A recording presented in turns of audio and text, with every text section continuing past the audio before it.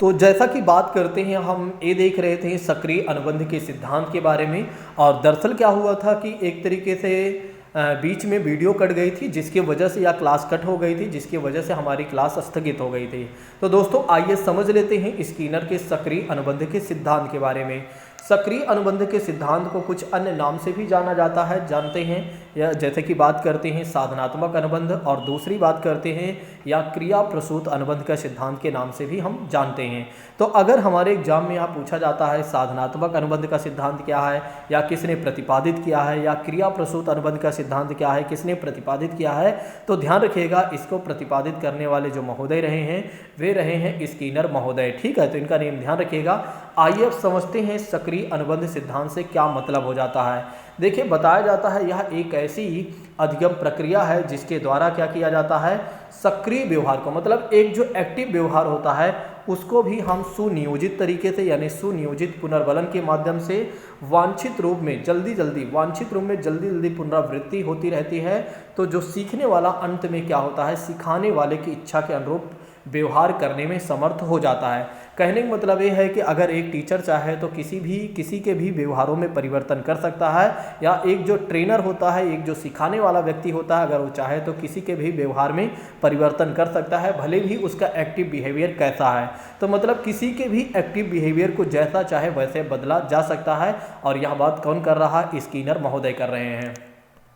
और इन्होंने क्या किया, अपने इस अधिगम के सिद्धांत में क्या किया, इन्होंने प्रयोग किया भी। जैसे कि एक सफ़ेद चूहे पर इन्होंने प्रयोग किया था दोस्तों, आइए समझते हैं। और इन्होंने क्या किया, इस पर प्रयोग करने के लिए एक विशेष प्रकार का बॉक्स लिया, और उस बॉक्स को क्या कहा गया, स्किनर बॉक्स कहा गया। इस बात को ध्यान रखिएगा, ठीक है, भूलिएगा नहीं। जैसा कि आप देख सकते हैं यहाँ पर एक चूहा है, आप देख रहे हैं, और सारी प्रक्रिया अभी मैं आपको समझाने वाला हूँ। तो इसको थोड़ा सा ध्यान रखिएगा, इसको इमेजिनेशन कर लीजिए, अपने दिमाग में चित्र बना लीजिए। आइए समझते हैं। देखिए, कहा जा रहा है कि इस बॉक्स में एक छोटा सा मार्ग था जिसमें एक लीवर लगा हुआ था, जिसका संबंध था एक प्याली से। और इस लीवर को दबाने से खट की आवाज़ होती थी और उस प्याली में खाने का टुकड़ा आ जाता था।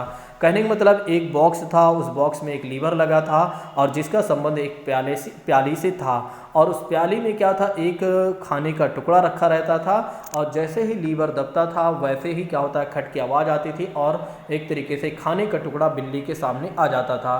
ठीक है, बिल्ली या चूहा की बात करते हैं, सॉरी चूहा है, बिल्ली ध्यान आता है। ठीक है, तो बिल्ली के सामने चूहा के सामने आ जाता है।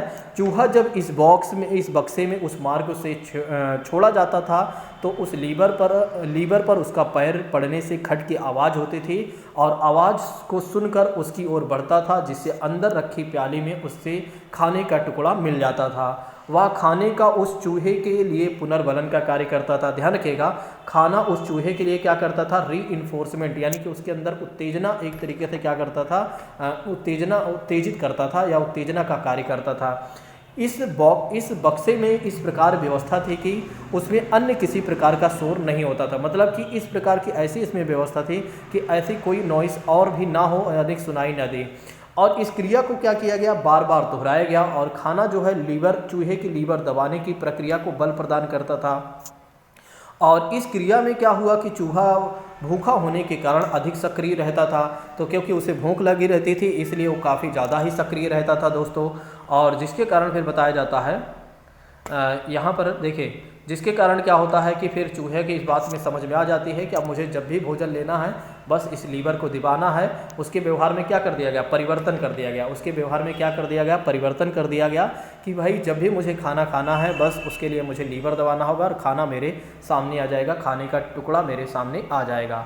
आइए समझ लेते हैं स्किनर के सक्रिय अनुबंध के शैक्षणिक क्या महत्व है। मुझे लगता है कि ये बातें आप लोगों को समझ में आ गई होंगी, इसको आप लोग ध्यान रखिएगा। ठीक है, चलिए बात करते हैं कि इसका एक तरीके से सक्रिय अनुबंध का शैक्षणिक महत्व क्या है। स्किनर के सिद्धांत के आधार पर अगर देखा जाए तो पाठ्य वस्तु को छोटे छोटे भागों में बांट कर अगर सिखाया जाता है या सीखते हैं या करते हैं तो उस काम को हम बहुत ही आसानी से कर लेते हैं या जल्दी सीख लेते हैं। कहा भी गया है यहाँ पर कि अगर हम पाठ्य वस्तु को छोटे छोटे पदों में बांटने पर बल देते हैं तो जिससे क्या होता है, अधिगम शीघ्र और प्रभावकारी हो जाता है। बिल्कुल, अगर पाठ को, जैसे कि सिलेबस है, उस सिलेबस को छोटे छोटे पार्ट में अगर पढ़ाया जाता है तो क्या होता है कि इससे हम जल्दी सीख भी लेते हैं और वो हमारे लिए प्रभावकारी भी होता है। छात्रों के व्यवहार को वांछित रूप से तथा दिशा प्रदान करने में शिक्षकों की सहायता करता है। बिल्कुल, यह सिद्धांत जो है शिक्षकों को बताया कि अगर आप जैसा चाहते हैं वैसा बच्चों के व्यवहार में परिवर्तन कर सकते हैं। ठीक है, यहाँ पर इस बात को भी बल दिया गया है। मतलब ये जो प्रयोग किया गया, जितने भी प्रयोग किए गए हैं मनोवैज्ञानिकों के द्वारा, वो हमें ये सिखाने का प्रयास कर रहे हैं कि अगर आप चाहें तो आप भी ऐसा परिवर्तन बच्चों में कर सकते हैं। यह सिद्धांत बताता है यदि छात्रों को उनके प्रयासों के परिणाम का ज्ञान करा दिया जाए तो विद्यार्थी अपने कार्य में अधिक उन्नति कर सकते हैं। मतलब इसके माध्यम से बच्चों को ये बता दिया जाता है कि अगर तुम इस तरह के कार्य करते हो तो तुम्हें इस तरह का रिजल्ट प्राप्त होगा, तो बच्चों में कार्य करने की जो क्षमता होगी वो बढ़ जाएगी। दोस्तों, इस सिद्धांत का प्रयोग जो है अभिक्रमित अधिगम के लिए किया जाता है। तो ध्यान रखिएगा, जो सक्रिय अनुबंध का सिद्धांत है अभिक्रमित अधिगम के लिए भी किया गया है। सक्रिय अनुबंध के सिद्धांत में पुनर्बलन का अत्यधिक महत्व रहा है और पुनर्बलन के अनेक रूप हो सकते हैं। देखिए, पुनर्बलन के अनेक रूप हो सकते हैं। एक तो दंड भी हो सकता है, एक पुरस्कार भी हो सकता है, और अगर देखा जाए तो रिजल्ट का भी ज्ञान एक तरीके से पुनर्बलन का कार्य कर सकता है। इस बात को ध्यान रखिएगा। आइए समझते हैं ज्ञानात्मक क्षेत्र, ज्ञानात्मक व संगठनात्मक सिद्धांत के बारे में। यह अधिगम का यह सिद्धांत सीखने की प्रक्रिया में अंतर्दृष्टि और सूझबूझ के महत्व को प्रदर्शित करता है। इस प्रकार के सिद्धांतों के अंतर्गत वर्दिमर आते हैं और कोहलर आते हैं और लेविन आते हैं। ठीक है, वर्दिमान कोहलर के बारे में बात करते हैं, इन्हें गेस्टाल्टवादी भी कहा गया। आइए देख लेते हैं। कोहलर का अंतर्दृष्टि सिद्धांत के बारे में बात करते हैं, इनसाइट थ्योरी के नाम से इसे अंग्रेजी में जानते हैं। ठीक है, इस सिद्धांत में गेस्टाल्टवादी मनोवैज्ञानिकों की देन है, और इन मनोवैज्ञानिकों में अगर देखा जाए तो वर्दिमर आ जाते हैं, कोहलर आ जाते हैं, कोपका आ जाते हैं, और लेविन के नाम विशेष रूप से भी उल्लेखनीय है। तो ध्यान रखिएगा कि गेस्टाल्टवादियों में जो मनोवैज्ञानिक आते हैं, वर्दिमर आते हैं, कोहलर आते हैं, कोपका आते हैं, और साथ ही साथ लेविन भी आते हैं। गेस्टाल्ट जो है एक जर्मन शब्द है जिसका अर्थ हो जाता है कि आकृति को पूर्णता या समग्रता के रूप में लेना। गेस्टाल्टवादी सिद्धांत को प्रतिपादित करने के लिए कोहलर ने एक प्रयोग किया है। तो गेस्टाल्टवादी सिद्धांत को प्रतिपादित करने के लिए कोहलर ने क्या किया हुआ, एक प्रयोग किया हुआ है। कोहलर ने क्या किया, एक कमरे में सुल्तान नामक एक भूखे चिंपैंजी को बंद कर दिया और उसने कमरे की छत में कुछ केले टांग दिए। ध्यान रखिएगा, कोहलर ने क्या किया, एक कमरे में सुल्तान नामक भूखे चिंपैंजी को बंद कर दिया। ये देखिए, यहाँ पर आप देख सकते हैं, यहाँ पर आ गए होगा, ये देखिए, एक कमरे में क्या किया, उन्होंने एक चिंपैंजी को बंद कर दिया और वहीं पर कुछ बॉक्स उन्होंने रख दिया। आइए समझते हैं फिर क्या कहा जा रहा है। देखिए, एक कमरे में सुल्तान नामक एक भूखे चिंपैंजी को बंद कर दिया गया।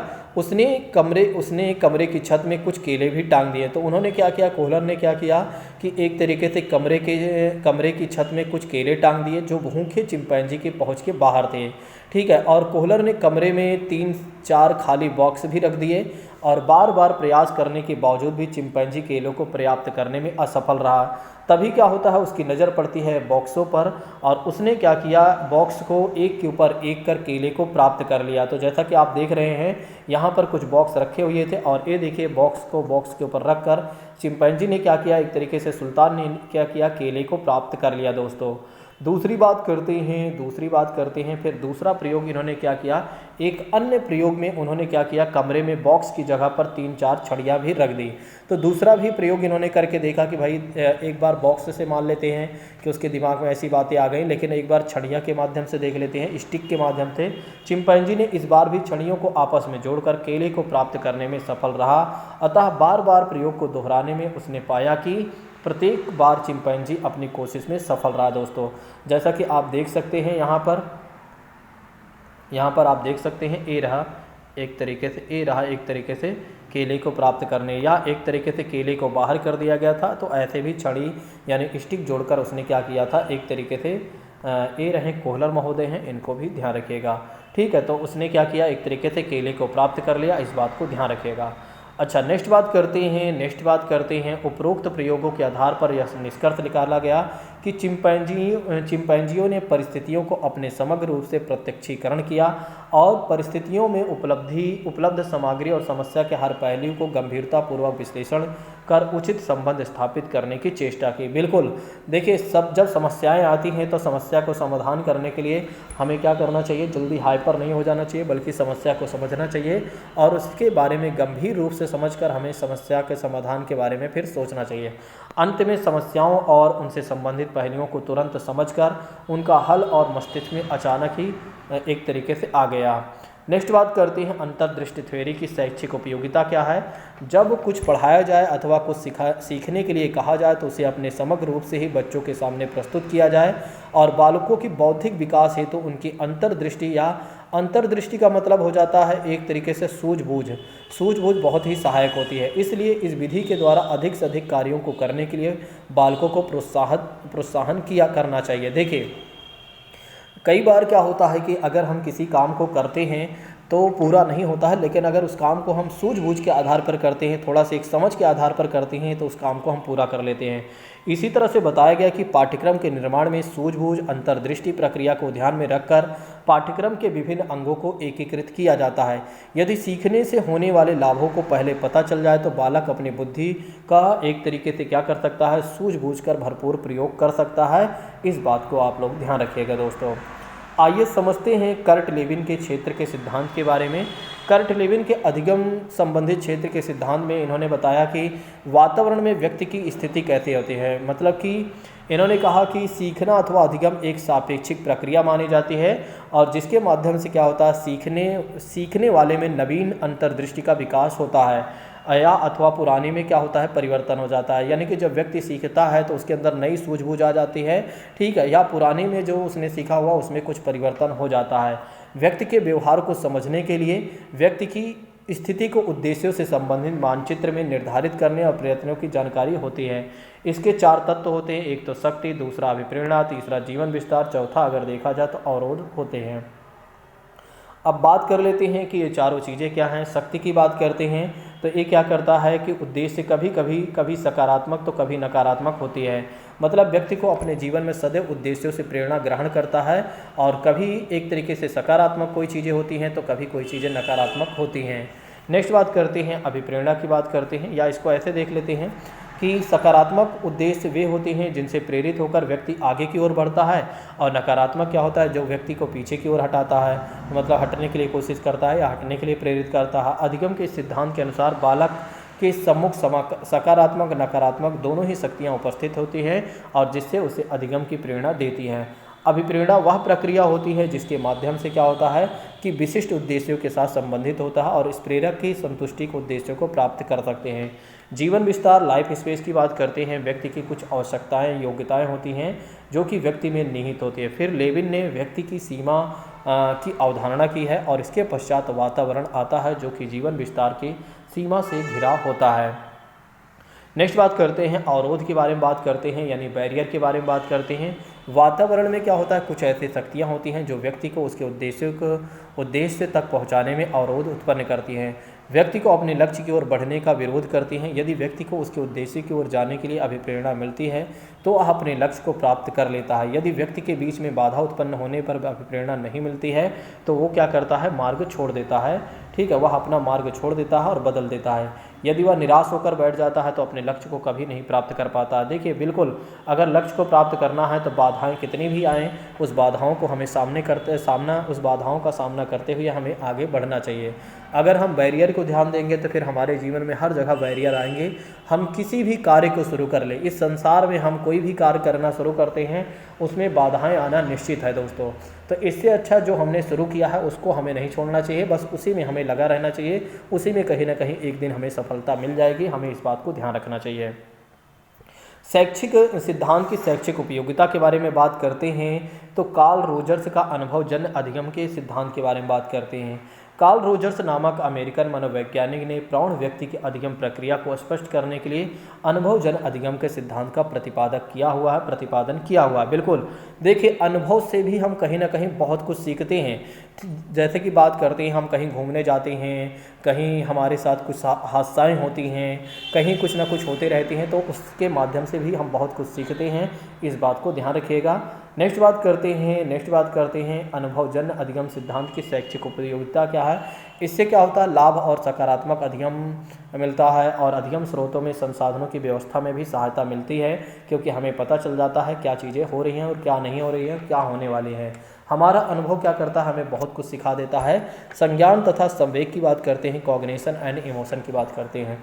जैसे कि बात करते हैं कि जब एक व्यक्ति का जीवन जब शुरू होता है तो वो हर व्यक्ति पर विश्वास करता है, लेकिन धीरे धीरे क्या होता है, उसके साथ कुछ हादसाएँ होती हैं, कुछ समस्याएँ आती हैं और धीरे धीरे वो क्या करता है, बहुत कम लोगों पर विश्वास करने लगता है। और एक समय ऐसा आता है जब वो 1 से 2 ही लोगों पर विश्वास करता है, नहीं तो किसी पर विश्वास नहीं करता है, क्योंकि उसे पता है कि हो सकता है मेरे साथ ऐसा कुछ घटित हो जाए।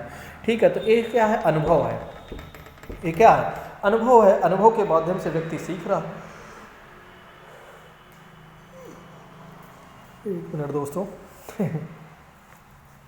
जब आप पूरी लंबी क्लास लेते हैं ना, तो फिर क्या होता है कि एक तरीके से कहीं ना कहीं बीच में रुकना पड़ता है, यानी कि स्टॉप होना पड़ता है। ठीक है, चलिए बात करते हैं संज्ञान के बारे में। अब आइए समझते हैं संज्ञान।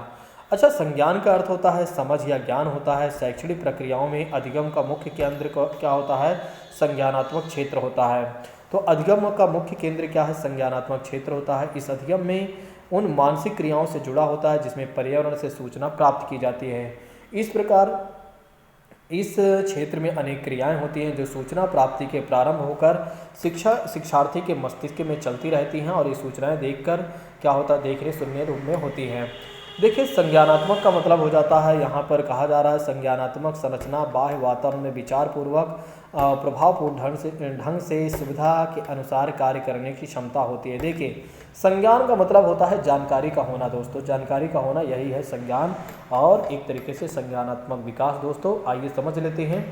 देखिए, जैसे कि बात करते हैं संज्ञानात्मक में अगर देखा जाए तो निम्न प्रकार से वर्णन किया गया है। एक तो ज्ञान की बात करते हैं। ज्ञान का मतलब किसी चीज़ के बारे में व्यक्ति जानता है, फिर उसके बारे में पूरी सूचनाएं उसे नहीं होती हैं, तो क्या करता है, पूरी सूचनाओं को एक तरीके से समझने का प्रयास करता है, फिर उसका अनुप्रयोग करता है, फिर उसके बाद अगर देखा जाए तो उसका विश्लेषण करता है, और विश्लेषण करने के बाद क्या करता है, उसका संश्लेषण करता है, और संश्लेषण करने के बाद उसका मूल्यांकन करता है, और मूल्यांकन करने के बाद अगर देखा जाए तो उस निष्कर्ष पर पहुंचता है। चलिए मैं आपको थोड़ा समझाता हूं। जैसे इसमें कहने का मतलब ये है कि जैसे मान लेते हैं एक बच्चा है और उस बच्चे को आपने बताया कि फ़ोन नामक एक टूल्स होता है जिसके माध्यम से आप क्या कर सकते हैं, फ़ोन नामक टूल्स से आप बातचीत कर सकते हैं। तो बच्चे को पहली बार पता चला फ़ोन नामक कोई टूल्स होता है या यंत्र होता है। फिर बाद में उसे जब फ़ोन मिला तो उसके बारे में उसने क्या किया, समग्रता से जानने का प्रयास किया। फिर बच्चे ने क्या किया, उस पर अनुप्रयोग किया यानी एप्लीकेशन किया। फिर उसको विश्लेषण किया कि फ़ोन में और क्या क्या चीज़ें हो सकती हैं, केवल बातचीत हो सकती है या और भी कुछ हो सकता है। तो उसे ये पता चला कि भाई उसको इसमें क्या किया जा सकता है, फ़ोन में कि कैलकुलेटर वगैरह चलाया जा सकता है और बहुत सारे काम किया जा सकता है। फिर उसने क्या किया, सभी जानकारियों को संश्लेषित किया यानी कि जोड़ने का प्रयास किया, एक साथ एक भागों में मिला दिया, और फिर उसके बाद उसका मूल्यांकन किया, और उसके बाद लास्ट में निष्कर्ष पर पहुंचता है। दोस्तों अब आइए बात करते हैं संज्ञानात्मक विकास के बारे में। अब बालकों में संज्ञानात्मक विकास के बारे में आइए समझते हैं। जीन पियाजे महोदय का यह सिद्धांत है, इस बात को ध्यान रखिएगा। जीन पियाजे महोदय ने संज्ञानात्मक की 4 अवस्थाएं बताई हुई हैं। जैसे कि सबसे पहले बात करते हैं संवेदिक गतिक अवस्था जो जन्म से 2 वर्ष होती है। दूसरी बात करते हैं पूर्व संक्रियात्मक अवस्था 2 से लेकर 7 वर्ष होती हैं। और तीसरी बात करते हैं प्रत्यक्ष संक्रियात्मक अवस्था 7 से लेकर 11 वर्ष होती हैं। और औपचारिक संक्रियात्मक अवस्था जो होती हैं 11 वर्ष से आगे की होती हैं। आइए समझ लेते हैं प्रारंभिक बाल्यकाल के बारे में जो संज्ञानात्मक विकास में आती हैं 2 से लेकर 6 वर्ष। देखिए इसमें अगर देखा जाए, चलिए इसको समझ लेते हैं। ठीक है, चलिए देख लेते हैं एक बार। देखिए पहली अवस्था में क्या है, 2 से लेकर 6 वर्ष है प्रारंभिक बाल्य अवस्था में जो संज्ञानात्मक विकास। आइए देखते हैं कि इसमें क्या संज्ञानात्मक विकास होता है, बच्चों में किस प्रकार का कॉग्निशन डेवलपमेंट होता है। जैसे कि बात करते हैं प्रतीकों, विभिन्न वस्तुओं, परिस्थितियों, घटनाओं दर्शाने वाले प्रतिमाओं का प्रयोग में अधिक प्रवीण हो जाते हैं। स्कूल जाने तक क्या होता है कि बच्चों में शब्दावलियाँ अच्छी हो जाती हैं। बिल्कुल, जब बच्चे स्कूल जाते हैं तो उस समय उनके पास काफ़ी ठीक ठाक शब्दावलियाँ हो जाती हैं और बच्चे विभिन्न संदर्भों में या अन्य भाषाएं सीखने में अधिक ग्रहणशील हो जाते हैं। अनेक बार तो वे द्विभाषी या बहुभाषी के रूप में विकसित हो जाते हैं और वे एक तरीके से बच्चे जो एक भाषी बच्चों की अपेक्षा भाषा की अच्छी समझ वाले होते हैं। प्रारंभिक बाल्यावस्था में स्थायी अवधान में वृद्धि हो जाती है। 3 वर्ष का एक बच्चा चित्रांकनी से रंग भरने, खिलौने से खेलने या 15 से 20 मिनट तक टेलीविज़न देखने की जिद कर सकता है। इसके विपरीत एक 6 वर्ष का बच्चा किसी रोचक कार्य, पर 1 घंटे से अधिक कार्य करता देखा जा सकता है। बच्चे अवधान में अधिक चयनात्मक यानी सिलेक्टिव हो जाते हैं, इस बात को भी ध्यान रखिएगा। परिणाम स्वरूप उनके प्रत्याक्षात्मक कौशल भी उन्नत होते हैं। चिंतन और अधिक तर्कपूर्ण हो जाता है और याद रखने की क्षमता और जानकारी की प्रक्रिया उन्नत होती है। वातावरण से अंतःक्रिया द्वारा बच्चा सामाजिक व्यवहार के सही नियम सीख जाता है, उसे विद्यालय जाने के लिए तैयार हो जाता है। प्रारंभिक बाल्यावस्था में देखा जाए 2 से लेकर 6 वर्ष पूर्व क्रियात्मक अवस्था द्वारा प्रगति होती है। ठीक है, इस समय अगर देखा जाए तो 2 से लेकर 6 वर्ष में बच्चा बहुत कुछ जान जाता है, इस बात को ध्यान रखिएगा। ज़्यादा कुछ समझना नहीं है, पहले ही हमने बता दिया, पहले ही वाली वीडियो में सारी बता दिया है बातें, इसलिए मैं ज़्यादा यहाँ समय नहीं ले रहा हूँ। ठीक है, नेक्स्ट बात करते हैं पूर्व क्रियात्मक अवस्था में अगर देखा जाए तो इसकी भी 2 अवस्थाएं होती हैं। एक होती है प्रतीकात्मक क्रिया जो 2 से लेकर 4 वर्ष होती है, दूसरी होती है अंतः प्रज्ञा विचार 4 से लेकर 6 वर्ष होती हैं, इसको याद रखिएगा। बालक प्रायः प्रतीकों प्रतिमाओं का उपयोग यानी इमेज का प्रयोग कर अपनी दुनिया को प्रारंभ करना शुरू करता है। बालकों की सोच स्वयं तक ही सीमित होती है। और नेक्स्ट बात करते हैं प्रतीकात्मक उप अवस्था में क्या होता है, बच्चे वस्तुओं का मानसिक प्रतिबिंब बना लेते हैं, मतलब जो चीज़ें उन्हें दिखाई देती हैं उसके लिए एक अपनी अवधारणा बना लेते हैं, उसे बाद में उपयोग करने के लिए संभाल कर रख लेते हैं। उदाहरण के लिए समझिएगा, एक बच्चा जो होता है, बच्चा एक छोटे कुत्ते की आकृति बनाए और उससे खेलने का नाटक करे जो कि वहाँ उपस्थिति ही नहीं है। बालक उन लोगों के विषय में बात कर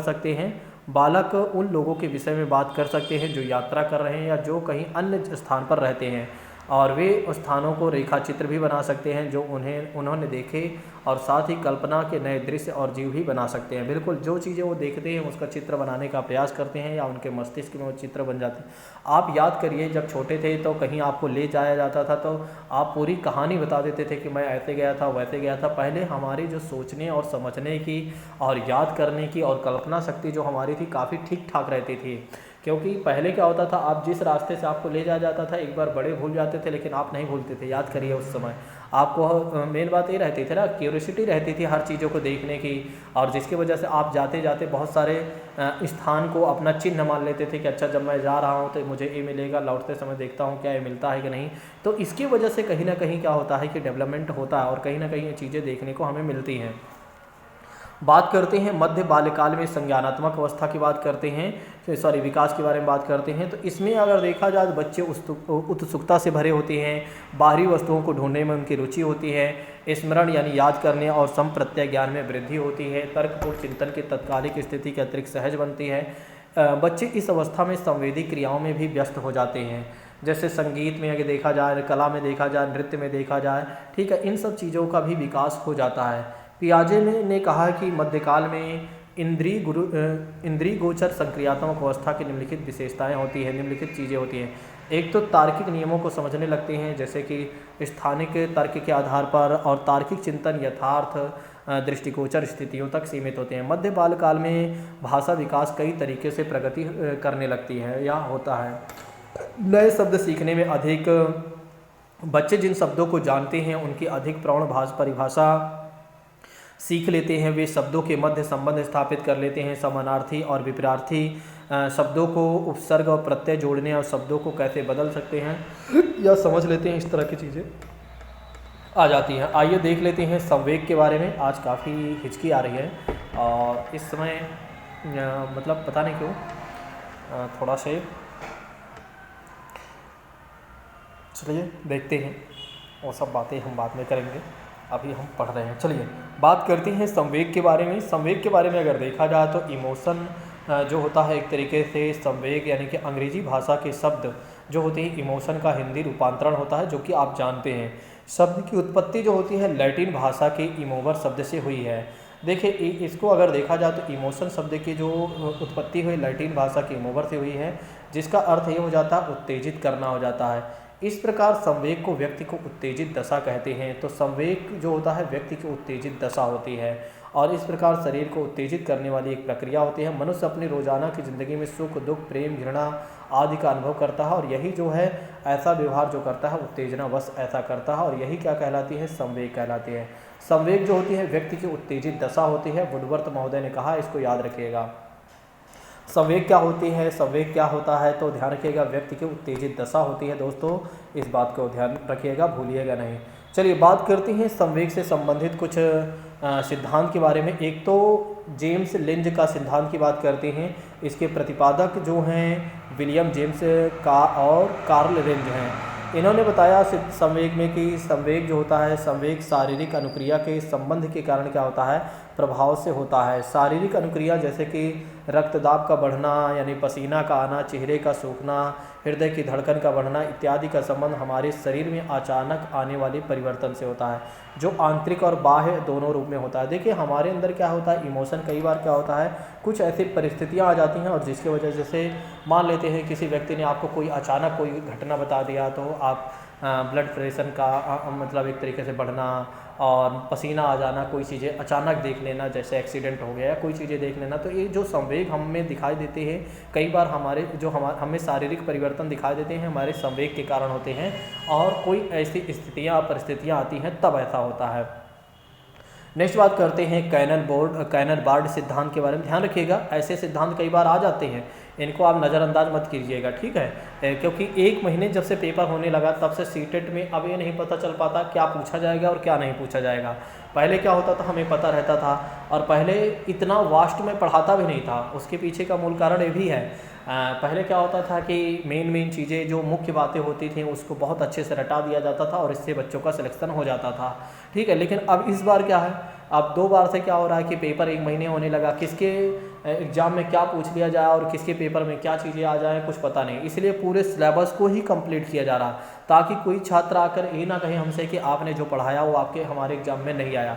मैं इस बात की गारंटी देता हूं कि जितना मैंने पढ़ाया हुआ है वो सारा कुछ देखने को मिलेगा। अब बात ये है कि आप कितना कर पाते हैं, मायने ये रखता है कि उस समय आपका माइंड कितना अच्छा होता है।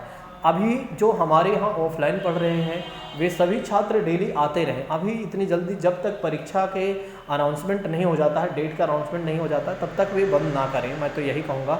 बाकी मर्जी उनकी है, करना क्या है वे देख लें।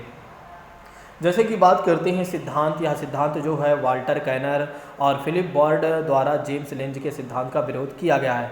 अच्छा, कैनन एवं बर्ड कहते हैं कि संवेग व शारीरिक अनुक्रिया रिस्पांस के कारण प्रभाव से कोई संबंध नहीं रखते हैं।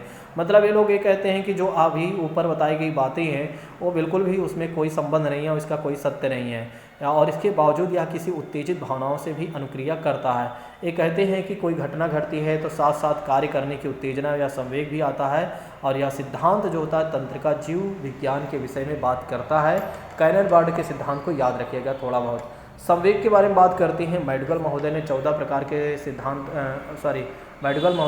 प्रकार के संवेग बताए हुए हैं दोस्तों। जैसे कि बात करते हैं पलायन की बात करते हैं, भय हो गया, और कॉम्बैट की बात करते हैं, एंगर, और निवृत्ति की बात करते हैं, निवृत्ति की बात करते हैं, घृणा और संतान की कामना, वात्सल्य और शरणार्थी की बात करते हैं, करुणा और काम प्रवृत्ति, सेक्स की बात करते हैं तो एक तरीके से कामुकता, जिज्ञासा की बात करते हैं, आश्चर्य, और दूसरी बात करते हैं दैन्य की बात करते हैं तो आत्महीनता। देखिए थोड़ा सा अंग्रेजी भी याद रखिएगा। सेल्फ प्राइड की बात करते हैं तो सेल्फ स्टीम हो जाता है, और ग्रुपिंग की बात करते हैं, सामूहिकता की बात करते हैं तो एकाकीपन हो जाता है, भोजन की खोज भूख हो जाता है, संग्रहण की बात करते हैं अधिकार, और रचना धर्मिता की बात करते हैं कीर्ति भाव, और हास की बात करते हैं अमोद। ध्यान रखिएगा।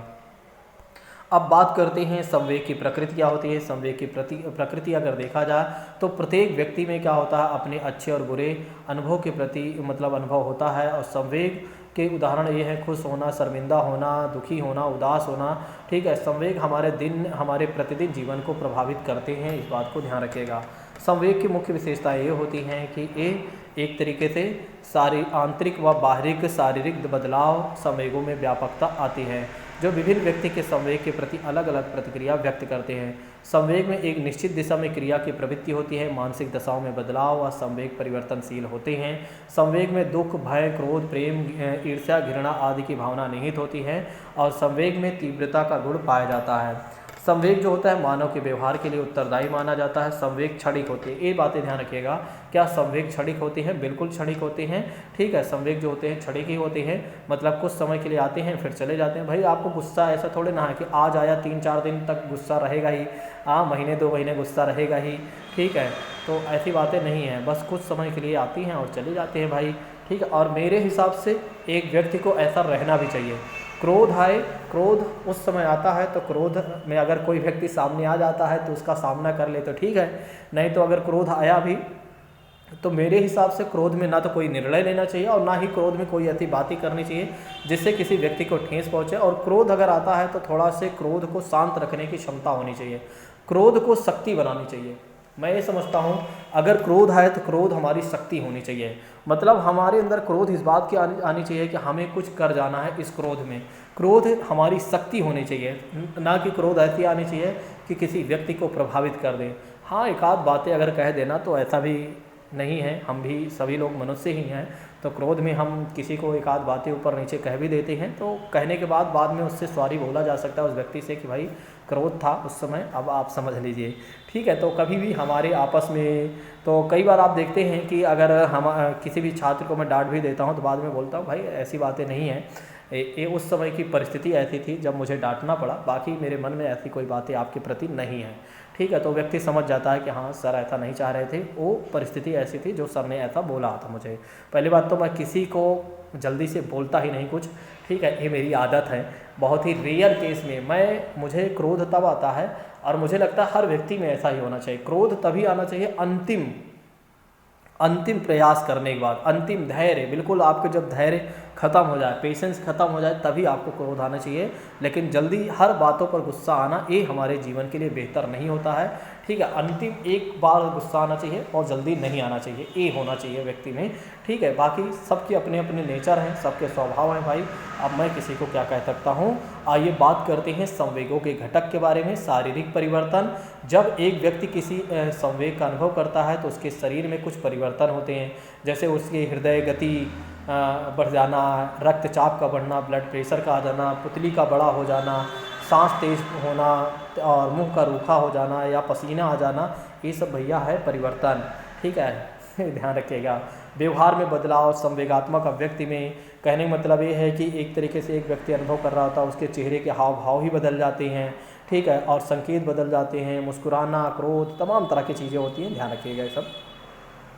संवेगात्मक भावनाएं में क्या होता है, व्यक्ति कभी प्रसन्न होगा तो कभी दुखी होगा, कभी घृणा करेगा, ये सब सारी चीज़ें संवेगात्मक भावनाएं में आती हैं। आइए बात करते हैं अभिप्रेरणा के अन्य सिद्धांत के बारे में। मोटिवेशन के सिद्धांत से क्वेश्चन आते हैं, बस इतना ही आपको ध्यान रखना है किसने क्या दिया हुआ है। बाकी मोटिवेशन वाला और एक तरीके से 2 चैप्टर के मैं एक वीडियो और शेयर कर दूंगा, एक व्यक्तित्व वाला और मोटिवेशन वाला। वैसे तो ज़्यादातर इसमें सीटेट में उतना कम ही आता है, लेकिन यूपी टेट में अभिप्रेरणा और व्यक्तित्व वाले चैप्टर से पूछा जाता है, लेकिन फिर भी मैं पढ़ा दूंगा एक बार व्यक्तित्व वाला चैप्टर और मोटिवेशन वाला अलग से, उसको देख लीजिएगा, बहुत जल्दी आ जाएगी इसकी वीडियो, ज़्यादा समय नहीं लगेगी। ठीक है, मूल प्रवृत्ति का सिद्धांत की बात करते हैं, मैडवेल साहब ने दिया हुआ है। और मनोविश्लेषणात्मक सिद्धांत की बात करते हैं, सिगमंड फ्रायड साहब ने। अंतर्नाद का सिद्धांत, इसको थोड़ा सा स्क्रीनशॉट लेकर रख लीजिएगा, ठीक है, और अपनी कॉपी में मेंशन कर लीजिएगा, कई बार कोई चीज़ें छूट जाती हैं तो ध्यान रखिएगा। अंतर्नाद का सिद्धांत सीएल हल ने दिया हुआ है। और प्रोत्साहन के सिद्धांत की बात करते हैं बोल्स कॉफमैन ने। शरीर क्रिया का अनुसंधान सिद्धांत की बात करते हैं मॉर्गन ने। और अधिगम सिद्धांत की बात करते हैं कर्ट लेविन ने। इसको स्क्रीनशॉट लेकर रख लीजिएगा। तो दोस्तों, जैसा कि आपने देखा कि हमने बहुत अच्छे तरीके से आपका पूरे सिलेबस को कंप्लीट कर दिया। अब सतत और व्यापक मूल्यांकन के साधन की विधियाँ की बात करते हैं, तो एक तो निरीक्षण एक अच्छा माध्यम होता है। ठीक है, निरीक्षण जो होते हैं ऑब्जर्वेशन इसे कहा जाता है। ठीक है, गुड हार्ट ने ये बातें बताई हैं और इन्होंने कहा कि एक तरीके से तथ्यों की पुष्टि के लिए अंत में निरीक्षण का सहारा लिया जाता है और जटिल सामूहिक व्यवहार तथा जटिल समस्याओं का अध्ययन भी सरलतापूर्वक किया जा सकता है। निरीक्षण विधि में अध्ययन सावधानीपूर्वक होता है क्योंकि अध्यापक स्वयं प्रत्यक्ष रूप से भाग लेता है और सामूहिक व्यवहार की भी जांच करता है। यह विधि अगर देखा जाए तो पूर्व बाल्यकाल अर्ली चाइल्डहुड में मूल्यांकन के लिए अति उत्तम है और इसमें छात्रों का मूल्यांकन के लिए किए जाने का एहसास भी नहीं होता और अध्यापक परिस्थिति के अनुसार बालक का मूल्यांकन कर पाते हैं। दोस्तों, तो जैसा हमने आपसे प्रॉमिस किया था कि हम आपको 3 से 4 क्लास में प्रोवाइड करा देंगे पूरी CDP, पूरी CDP हमने कवर कर दिया है दोस्तों। यदि आप वाकई में चाहते हैं कि आपके 30 में 30 मार्क्स आ जाएं, तो एक बार क्या करिएगा, तीनों वीडियो को बहुत अच्छे तरीके से देख लीजिएगा। और मेरे हिसाब से तो हर संडे नियम बना लीजिए या किसी दिन निर्धारित कर लीजिए कि मुझे CDP वीक में एक दिन देखना है। देखिए, जैसे एक बार आप नॉर्मल स्पीड में देख लिए हैं ना, जिन लोगों ने नॉर्मल स्पीड में एक बार देख लिया, वो क्या किया करें, स्पीड को बढ़ा लिया करें, स्पीड को बढ़ा लिया करें और बस जल्दी फटाफट देख लें, काम खत्म, ठीक है। और जितनी बार वे देख लेंगे, सुन लेंगे, जब पेपर को हल करेंगे तो उनको सब कुछ समझ में आएगा। और दूसरी बात करते हैं, अगर सब आपने अच्छे से देख लिया है तीनों वीडियो, चारों वीडियोज़ को, तो आप क्या कर लीजिए, आप क्या करिए, आप प्रैक्टिस सेट को सॉल्व करिए। अगर कोई चीज़ें नहीं आती हैं तो वीडियो तो आपने देखा ही हुआ है, आपको ये भी पता है कि कौन सा टॉपिक कहाँ पर है, किस वीडियो में है। एक बार जो देख लेता उसे पता चल जाता है कि कौन सा टॉपिक कहाँ पर है, तो उस वीडियो को जाकर, उस वीडियो पर जाकर उस टॉपिक को दोबारा देख ले। बस इस तरह की उसकी तैयारी हो जाएगी। CDP में आपका 30 में 30 मार्क्स आ जाएगा। अगर आपको कोई लगता है टॉपिक्स की फिर से पढ़ाया जाना चाहिए, मतलब मुझे एक बार सही से और कवर करना चाहिए, तो उस टॉपिक का नेम आप लिख सकते हैं, ठीक है, कमेंट बॉक्स में, ठीक है। यदि आप लोगों की मेरी पहल अच्छी लगी हो तो आप लोग कमेंट करके बताइएगा। अब एनवायरनमेंट पर हमारा पूरा फोकस होगा। अब एनवायरनमेंट की इसी तरह 3 से 4 वीडियो मैं आपको प्रोवाइड करा देता हूं और इसी तरह से हर विषय को करा देता हूं। इससे आप ये समझ लीजिए आपके सारे क्वेश्चन अच्छे हो जाएंगे, मतलब अच्छे से हो जाएंगे और इस वर्ष आपका चयन हो भी जाएगा, ठीक है। यदि आपकी कोई डाउट्स होती हैं तो एक बार कमेंट करके बताइएगा। देखिए, एक ही वीडियो में सारा कुछ कवर हो जाता, ठीक है, 3 ही वीडियो बनती, लेकिन अब 4 वीडियो बन गई क्योंकि बीच में क्या हुआ था, एक वीडियो कट गई थी इसके पहले वाली, ठीक है। तो मान के चलिए 2 घंटे की क्लास पूरी हो गई और आज की बात को यहीं पर स्थगित करते हैं। अब हम मिलते हैं कल नई चीज़ों के साथ। Thank you so much. जय हिंद दोस्तों, take care all of you.